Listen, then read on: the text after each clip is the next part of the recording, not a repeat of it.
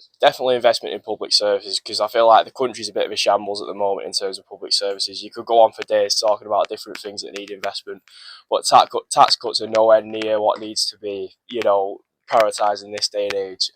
People having the wool pulled over their eyes, they're hearing tax cuts to think more money for themselves. So yeah, I think it's definitely public service.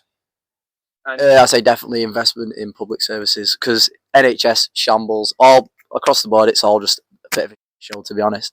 The last thing I think people need is more money in their own pocket. We need money like invested into public services. Yeah. Investment in public services. And why is that? Because public services are failing all around us. I mean, we're obviously here in Manchester, and it takes hundreds of pounds to get down to London just for the day, and obviously NHS is collapsing on itself. So yeah, that's fine. Services. Investment in public services. Yeah, why is that? Why do you think so? Pay a lot of bills, pay a lot of bills. Yeah.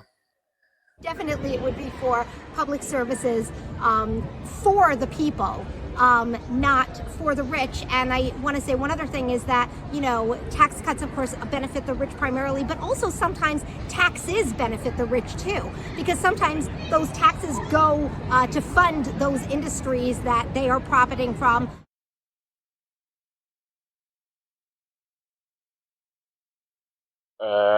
Idiot.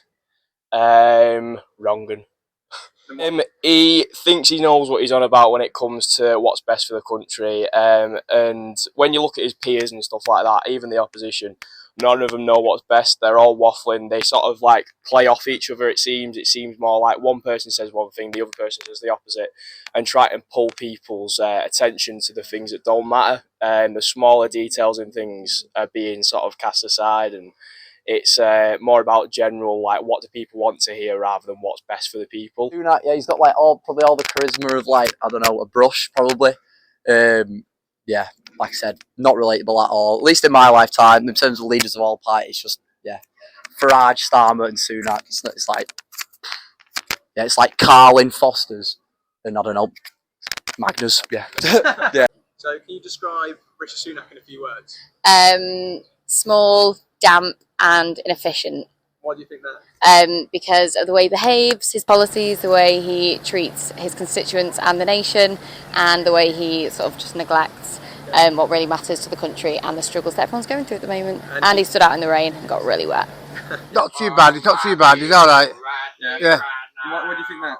I don't know. It's all right. Yeah.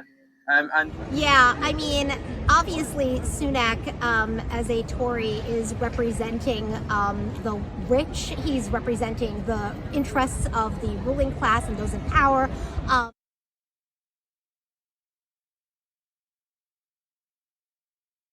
I feel like he thinks he's smarter than he is.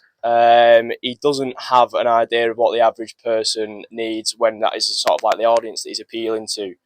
I think he's got no idea what the average person would benefit from in his manifestos and stuff that he's making. It's more, yet again, just based off opposite of what the Tories are doing. I feel like that's generally what both of the parties are doing at the moment, trying to be the opposite of what they're saying. It's Keir Starmer. Same for Sunak. I just think they're both just out of touch with reality. That's what I describe them. Neither I don't have any, all politicians hard to relate to, but I don't think I've ever related to any people less at least in my lifetime, in terms of leaders of both the two main parties.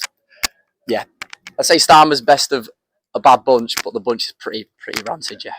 Keir Starmer lacks backbone, has potential, but isn't what the country needs right now. Okay. But is better than the worst options. And Starmer, a few words? Keir Starmer?